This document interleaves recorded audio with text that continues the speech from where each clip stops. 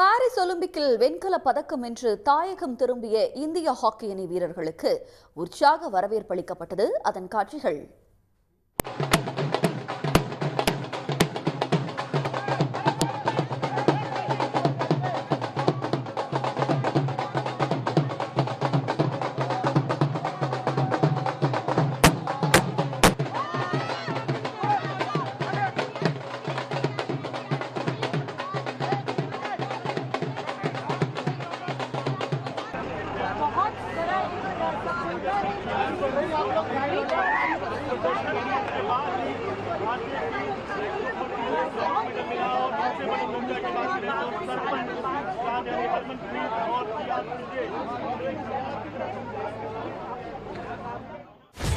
Sun news WhatsApp சேனலை follow செய்யுங்கள்.